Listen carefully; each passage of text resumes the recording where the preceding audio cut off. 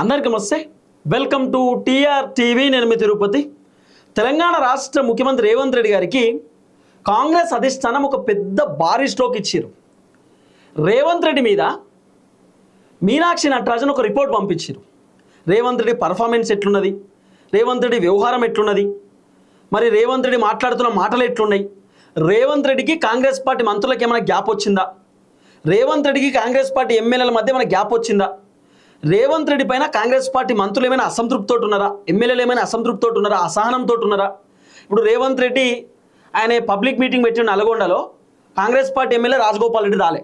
ఎందుకు రాలేదని చెప్పి రాజగోపాల్ రెడ్డిని అడిగితే రేవంత్ రెడ్డి వ్యవహార శైలి బాగాలేదు, నేను రాలేదు, నాకు నచ్చలేదు, నేను రాను, నాకు ఇంట్రెస్ట్ లేదని చెప్పి రాజగోపాల్ రెడ్డి చెప్పిండు. సో రాజగోపాల్ రెడ్డి ఎందుకు అట్లా అన్నాడు, రీజన్ ఏందనేది క్వశ్చన్ మార్క్. ఇంకోటి, రాజగోపాల్ రెడ్డి ఆయన కాంగ్రెస్ పార్టీకి రిజైన్ చేయడానికి కూడా రెడీగా ఉన్నాడు అనేది వినబడుతున్న చర్చ. అంటే మ్యాక్సిమం రాజగోపాల్ రెడ్డి బీఆర్ఎస్ పార్టీలోకి చేరొచ్చు అనేది కూడా కొంత వినబడుతున్నటువంటి అంశం. రెండో అంశం, ఒరిజినల్ కాంగ్రెస్ పార్టీ లీడర్లు పార్టీకి రాజీనామా చేయడానికి సిద్ధమవుతున్నారు. అంటే బహుశా రేవంత్ రెడ్డి పట్టించుకోకపోవడమో, రేవంత్ రెడ్డి ఇష్టానుసారంగా వ్యవహరించడమో, ఒరిజినల్ కాంగ్రెస్ పార్టీ లీడర్లకు, సీనియర్ లీడర్లకు పదవులు ఇవ్వకుండా రేవంత్ రెడ్డికి నచ్చినటువంటి వాళ్ళకు పదవులు ఇచ్చుకోవడం, రేవంత్ రెడ్డికి మంచిగా పాజిటివ్ మాట్లాడేటటువంటి వాళ్ళకు పొద్దుగాల లేతే మా రేవంత్ అన్న అని చెప్పి డబ్బాలు కొట్టేటటువంటి వాళ్ళకు, భజన చేసేటటువంటి వాళ్ళకు రేవంత్ రెడ్డి పదవులు ఇచ్చుకోవడం ఒరిజినల్ కాంగ్రెస్ పార్టీ లీడర్లకు నచ్చకపోయి ఉండొచ్చు, సీనియర్ కాంగ్రెస్ పార్టీ లీడర్లకు ఇష్టం లేకపోయి ఉండొచ్చు. సో దాదాపు ఒరిజినల్ కాంగ్రెస్ పార్టీ లీడర్ దాదాపు ఒక 3-4 కాంగ్రెస్ పార్టీకి దూరం అయ్యి ఇప్పుడు బీఆర్ఎస్ పార్టీలోకి చేరడానికి కూడా సిద్ధంగా ఉన్నారనేది కొంత వినబడుతున్నటువంటి ఒక వార్త, చర్చ. ఇక రెండోది, ఈ రెండో అంశం అయితే మూడో అంశం, రేవంత్ రెడ్డి క్యాబినెట్ మీటింగ్ పెడితే క్యాబినెట్ మీటింగ్ కొండా సురేఖ పోలే. రేవంత్ రెడ్డి ఫోన్ చేసి రమ్మన్నాడు, కాంగ్రెస్ పార్టీ మంత్రులు ఫోన్ చేసి రమ్మన్నారు. కొండా సురేఖ నేను రాను అని చెప్పేసి, ఎందుకు రాలేదు అని చెప్పి మంత్రులు అడిగినప్పుడు, నేను అక్కడికి వచ్చి డమ్మీ అవ్వాలని నేను అనుకోవట్లేదు, నేను రాను. రేవంత్ రెడ్డి నాకు తెలియకుండానే నా శాఖలో ఏలు పెడుతున్నాడు, కొబ్బరికాయలు కొడుతున్నాడు, శంకుస్థాపనలు చేస్తున్నాడు, నాకు తెలియకుండానే అన్ని కొత్త అంశాలు చేస్తున్నాడు, ట్రస్ట్ పెడుతున్నాడు, ట్రస్ట్ బోర్డు అంటున్నాడు, నాకేం ఇన్ఫర్మేషన్ లేదు, అసలు నేను మంత్రో కాదో నాకే అర్థమైతలేదు, అవసరం అనుకుంటే నేను మంత్రి పదవికి రాజీనామా చేస్తా, ఇటువంటి మంత్రి పదవి నాకు వద్దని చెప్పి ఓవైపు కొండా సురేఖ కూడా చెప్పేటటువంటి కార్యక్రమం చేస్తున్నారు. అసలు కాంగ్రెస్లో రకరకాల పంచాయతీలు తెరపైకి వస్తుంది. ఇంకొక విషయం చెప్పనా, కాంగ్రెస్ పార్టీలో ఉన్నటువంటి ఎమ్మెల్యేలు కూడా రేవంత్ రెడ్డి పైన బహిరంగంగా మాట్లాడుతున్నారు. ఏమని తెలుసా, విమర్శిస్తున్నారు. రేవంత్ రెడ్డి అధ్యక్షతలో మళ్ళీ ఇంకోసారి కాంగ్రెస్ గవర్నమెంట్ వచ్చేటట్టు లేదని చెప్తున్నారు ఎమ్మెల్యేలు. రేవంత్ రెడ్డి మమ్మల్ని కలుస్తలేరని ఎమ్మెల్యేలు చెప్తున్నారు. రేవంత్ రెడ్డి అసలు మా నియోజకవర్గానికి రమ్మంటే వస్తలేడు, రేవంత్ రెడ్డి ఇష్టానుసారంగా వ్యవహరిస్తున్నాడు, చెప్తే ఇంటలేడు, మా బాధలు రేవంత్ రెడ్డికి చెప్పుకుందామంటే అపాయింట్మెంట్ కూడా ఇస్తలేడు అని చెప్పి ఎమ్మెల్యేలు చెప్తున్నారు. ఇక మంత్రులు అయితే చాలా కోపం మీద ఉన్నారు రేవంత్ రెడ్డి మీద. రేవంత్ రెడ్డి ఏదైనా నిర్ణయం తీసుకుంటే ఖచ్చితంగా మంత్రులకు చెప్పే తీసుకోవాలి, క్యాబినెట్ మీటింగ్ పెట్టి నిర్ణయం తీసుకోవాలి. Revanth Reddy without decision direct ఆయనే ఓన్గా ఆలోచన చేసి ఆయనే నిర్ణయాలు తీసుకుంటున్నట్టు, వితౌట్ ఎనీ డిస్కషన్ చేసినాకనే డిసిషన్ కదా తీసుకోవాల్సింది. రేవంత్ రెడ్డి ఒక్కొని చేతిలోనే ఉండదు కథ అంతా. ఇప్పుడు రేవంత్ రెడ్డి ఏదైనా పని చేయాలనుకుంటే మంత్రులకు చెప్పాలి, మంత్రులు కూడా కొన్ని సలహాలు సూచనలు ఇస్తారు, మంత్రుల ఒపీనియన్ కూడా తెలుసుకోవాలి. మంత్రులు రేవంత్ రెడ్డి కంటే సీనియర్ లీడర్లు ఉన్నారు, కొండా సురేఖ సీనియర్ లీడరు, తర్వాత Uttam Kumar Reddy senior leader, Bhatti Vikramarka senior leader, Komatireddy Venkatreddy senior leader, ఇట్లా మాట్లాడుకుంటూ పోతే చాలామంది కాంగ్రెస్ పార్టీలో సీనియర్ లీడర్లు ఉన్నారు. మరి వాళ్ళని అడిగి తెలుసుకోవచ్చు కదా, తుమ్మల నాగేశ్వరరావు కూడా సీనియర్ లీడరే, మరి వాళ్ళని అడిగి తెలుసుకోవచ్చు, వాళ్ళ దగ్గర అనేకమైనటువంటి సజెషన్స్ తీసుకోవచ్చు. అవన్నీ లేవు. క్యాబినెట్ మీటింగ్ పెడుతుండట, మంత్రులకు ముచ్చట చెప్తుండట, మంత్రులు ఒప్పుకోకపోయినా అమలు చేసి పడేస్తున్నట ఆ పథకాన్నో లేకపోతే ఆయనకు సంబంధించినటువంటి నిర్ణయాన్ని. మరి మంత్రులు వద్దన్నా కూడా రేవంత్ రెడ్డి చేస్తున్నట్టే అర్థం ఏంది? అంటే మంత్రులు డమ్మీ అన్నట్ట, మంత్రులకు పెత్తనం లేదన్నట్ట, మంత్రులు ఉన్నా ఒకటే లేకపోయినా లేదు అన్నట్ట, ఎట్లా అసలు అర్థమైంది? అందుకే మంత్రులు కూడా రేవంత్ రెడ్డి పైన కోపంగా ఉన్నారు. మంత్రులకు ఏది చెప్పకుండా రేవంత్ రెడ్డి ఇష్టం ఉన్నట్టు పనులు చేస్తున్నాడు. అన్ని శాఖలలో రేవంత్ రెడ్డి ఏలు పెడుతున్నాడు. ఇప్పుడు వ్యవసాయ శాఖ తుమ్మల నాగేశ్వరరావు చూసుకోవాలి, రేవంత్ రెడ్డి చూసుకుంటాడు. ఇరిగేషన్ శాఖ ఉత్తమ్ కుమార్ రెడ్డి, రేవంత్ రెడ్డి చూసుకుంటాడు. ఇప్పుడు పొంగులేటి శ్రీనివాస్ రెడ్డికి సంబంధించిన డబుల్ బెడ్రూమ్లు, పొంగులేటి శ్రీనివాస్ రెడ్డికి సంబంధించినటువంటి ఏదైతే శాఖ ఉందో ఆ శాఖ మొత్తం రేవంత్ రెడ్డి చూసుకుంటాడు. సీతక్క శాఖ రేవంత్ రెడ్డి చూసుకుంటాడు, కొండా సురేఖ శాఖ రేవంత్ రెడ్డి చూసుకుంటాడు. మరి ఇవన్నీ రేవంత్ రెడ్డి చూసుకున్నప్పుడు మంత్రులు ఎందుకు డమ్మీ మంత్రులు వీళ్ళు? అంటే మంత్రులకు పని చేతగాక రేవంత్ రెడ్డి చేస్తుండా? అంటే మంత్రులకు పని చేయడం రాదా? మంత్రులకు శాఖలు మెయింటైన్ చేయడం రాదా? మరి ఎందుకు ఇచ్చిరు శాఖలు? అందుకే మంత్రులు కోపం మీద ఉన్నారు. రేవంత్ రెడ్డి ఇష్టం ఉన్నట్టు వ్యవహరిస్తున్నాడు, మాతోటి అయితే లేదు రేవంత్ రెడ్డి వల్ల, ఇక మేము తీసుకోలేం, మా వల్ల కాదు అని చెప్పి మంత్రులు చేతులు ఎత్తేసారు. ఇంకా తర్వాత బీఆర్ఎస్కు కాంగ్రెస్కు పంచాయతీ కూడా అవుతుంది.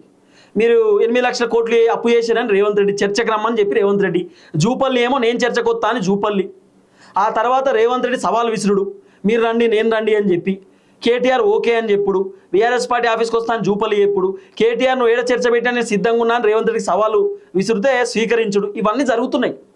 ఈ పంచాయతీలో కాంగ్రెస్ చాలా బ్లేమ్ అయిపోయింది. కాంగ్రెస్ బాగా డౌన్ అయిపోయింది.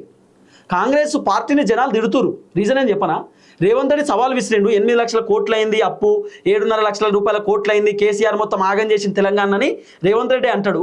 మరి కేటీఆర్ రేవంత్ రెడ్డి సవాల్ విసిరినప్పుడు కేటీఆర్ యాక్సెప్ట్ చేసిండు, కేటీఆర్ ఓకే అని చెప్పిండు, సవాల్ స్వీకరిస్తున్నా, చర్చకు రండి ఎక్కడ పిలిచి అక్కడికి వస్తాను కేటీఆర్ అంటున్నాడు.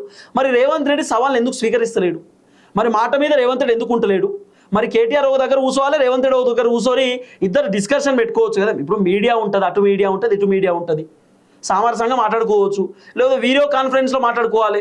రేవంత్ రెడ్డికో లింకు పంపాలి, కేటీఆర్కో లింకు పంపి మీరేం తప్పు చేసిరు, వీళ్ళేం తప్పు చేసిరు, ఏం కథ, ఏం అభివృద్ధి జరిగింది, బీఆర్ఎస్ ఉన్నప్పుడు ఏం జరిగింది, కాంగ్రెస్ ఉన్నప్పుడు ఏం జరిగింది అనేది పిన్ టు పిన్ మాట్లాడుకోవచ్చు కదా. అన్నీ బయటకు వస్తాయి. ఆ తర్వాత రేవంత్ రెడ్డి కూడా బహిరంగంగానే మీడియాలోనే ఒక వీడియో కాన్ఫరెన్స్లో అన్ని ఛానల్కు సర్క్యులేట్ కావాలి, జనాలు అందరూ చూడాలి. రేవంత్ రెడ్డి అన్ని బయట పెట్టాలి. ఇక కాళేశ్వరంలో గీ స్కామ్ జరిగింది, ఫోన్ ట్యాపింగ్లో ఇట్లా జరిగింది, ఫార్ములా ఈ కార్ రేసింగ్ ఇట్లా జరిగింది, సెక్రటరియట్ స్కామ్ ఇట్లా జరిగింది, రోడ్ల స్కామ్ ఇట్లా జరిగింది, ఇక గవర్నమెంట్ బిల్డింగ్ల స్కామ్ ఇట్లా జరిగింది, ఇవన్నీ రేవంత్ రెడ్డి బయట పెట్టవచ్చు కదా. మరి ఎందుకు బయట పెడతలేడు? రీజన్ ఏంది? ఇట్లా రకరకాల చర్చలు విమర్శలు రేవంత్ రెడ్డి మీద వస్తున్నాయి.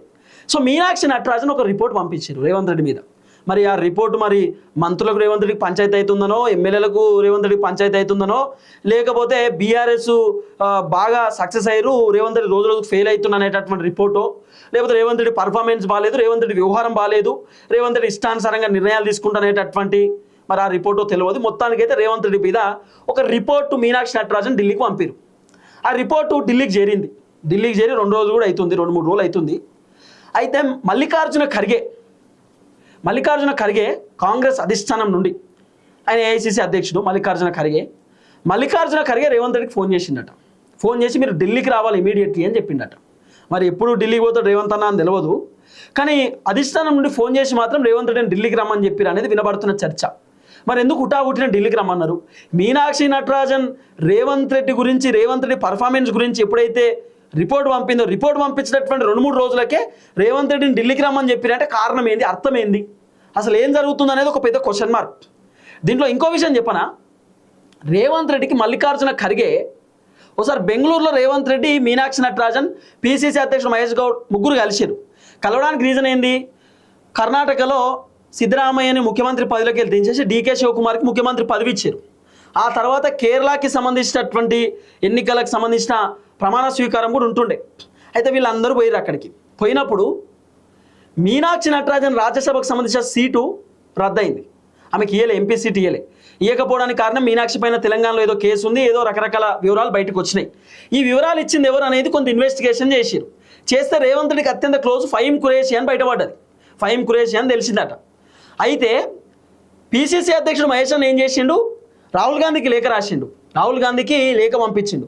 రాహుల్ గాంధీ ఆ లేఖ చూసి పిసిసి అధ్యక్షుడు ఫోన్ చేసి మీరు పోయి ఖర్గేని కలవండి, ఖర్గే బెంగళూరులో ఉన్నాడు, ఖర్గేని కలిస్తే ఖర్గేతో మాట్లాడండి అని చెప్పి రాహుల్ గాంధీ చెప్పిండట. అటనే రేవంత్ రెడ్డి మీనాక్షిని కూడా తీసుకోపోండి అని చెప్తే రేవంత్ రెడ్డి, మీనాక్షి నటరాజన్, పిసిసి అధ్యక్షుడు మహేష్ అన్న వీళ్ళు ఖర్గేని కలిసిరు. ఖర్గే రేవంత్ రెడ్డికి టాస్క్ ఇచ్చిండట, సపరేట్ మాట్లాడిండట, విడివిడిగా మాట్లాడిండు. ఎందుకు లేఖ రాసింది తెలుసా పిసిసి అధ్యక్షుడు మహేష్ అన్న?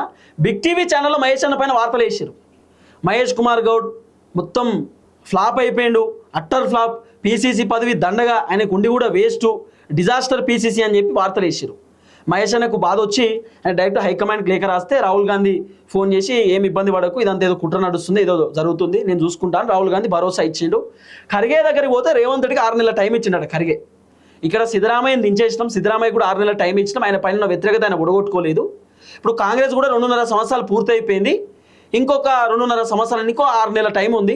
ఈ 6 నెలల్లో మీ పైన ఉన్న వ్యతిరేకత బొడగొట్టుకోవాలి, ప్రభుత్వం పైన ఉన్న వ్యతిరేకత బొడగొట్టుకుంటే మీరు ముఖ్యమంత్రి మిగతా 2 సంవత్సరాలు కంటిన్యూ అవుతారు, లేకపోతే మిమ్మల్ని దించేస్తామని ఖర్గే రేవంత్ రెడ్డికి చెప్పినట్టుగా వినబడుతున్న చర్చ. రకరకాలుగా చాలామంది సీనియర్ జర్నలిస్టులు మాట్లాడుకుంటున్నారు, సీనియర్ జర్నలిస్టులు, రాజకీయ విశ్లేషకులు రకరకాలుగా ఈ విషయాన్ని డిస్కస్ చేసుకుంటున్నారు. మరి నిజంగా ఖర్గే టాస్క్ ఇచ్చిండు, అందుకే రేవంత్ రెడ్డి మధ్యకాలంలో కొత్త పెన్షన్లు ఇవ్వడము, రైతు భరోసా ఇవ్వడము, ఇందిరమ్మ ఇండ్లు కొత్త ఇవ్వడము, సీసీ రోడ్లు వేపియడము, రేవంత్ రెడ్డి శంకుస్థాపనలు చేయడం, కొత్త పనులు చేయడం, ఇవన్నీ రీజన్ ఏంది, అర్థం ఏంది అంటే వ్యతిరేకతను ఒడగొట్టుకుంటున్నాడు. భారీ బహిరంగ సభలు పెట్టడం, మాట్లాడడం, ఇవన్నీ ఎందుకు ఎత్తున్నాడు ఆయన పైన ఉన్న వ్యతిరేకత పొడగొట్టుకొని మిగతా 2 సంవత్సరాలు కూడా నేనే ముఖ్యమంత్రి కావాలనేది రేవంత్ రెడ్డి ప్లాన్. అందుకే రేవంత్ రెడ్డి అన్ని రకాల ప్రయత్నాలు చేస్తుండు. కానీ ఇప్పుడు హుటాహుట్టిన ఢిల్లీ ఎందుకు పిలిచిరు అనేది క్వశ్చన్ మార్క్. మరి రేవంత్ రెడ్డి పైన ఉన్నటువంటి రిపోర్ట్ ఏమైనా నెగిటివ్ రిపోర్ట్ ఉందా? మరి రేవంత్ రెడ్డి ఆ రిపోర్ట్లో ఫెయిల్ అయిపోయిందా? ఇప్పుడు సర్వేలు కూడా వచ్చినాయి. సర్వేలు కూడా మీనాక్షి నటరాజన్ హైకమాండ్ పంపించిరట.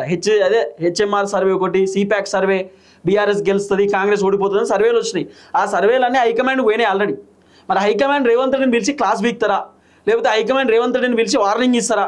లేకపోతే హైకమాండ్ రేవంత్ రెడ్డికి ఏం చెప్తారు? ఏమైనా సలహాలు సూచనలు ఇస్తారా? లేకపోతే ఎట్లుండాలి ఏం కథ అనేది ఏమైనా చెప్తారా అనేది ఒక పెద్ద క్వశ్చన్ మార్క్. అసలు 2-3 ఎమ్మెల్యేలు రాహుల్ గాంధీని కలిసి వచ్చిరు, మంత్రులు రాహుల్ గాంధీని కలిసి వస్తున్నారు, 3 మంత్రులు రేవంత్ రెడ్డి తెలియక కూడా సీక్రెట్గా పోయి హైకమాండ్తో మాట్లాడొస్తున్నారు. మరి ఇవన్నీ చూస్తుంటే మరి రేవంత్ రెడ్డి మిగతా 2 సంవత్సరాలు ముఖ్యమంత్రి కుర్చీలో ఉంటాడో ఉండడో అనేది పెద్ద క్వశ్చన్ మార్క్ లెక్క కనబడుతున్నది. మరి రేవంత్ రెడ్డి సీఎం సీట్లో ఉంటాడా? రేవంత్ రెడ్డిని దించేస్తారా? మరి రేవంత్ రెడ్డి ఉండే అవకాశం ఉందా అనేది మరి $1 మిలియన్ క్వశ్చన్ మార్కే. సరే, ఏది ఏమైనా కూడా కొంత రేవంత్ రెడ్డి పైన వ్యతిరేకత ఉన్నది. మంత్రులు కూడా తిరుగుబాటు చేస్తున్నారు, ఎమ్మెల్యేలు తిరుగుబాటు చేస్తున్నారు. అంతా ఆగమాగం పరిస్థితి అయితే కనబడుతున్నది. చూద్దాం ఏం జరగబోతుందో. దయచేసి వీడియో అందరూ షేర్ చేయండి. అందరికీ నమస్తే, థ్యాంక్ యూ సో మచ్. జై తెలంగాణ.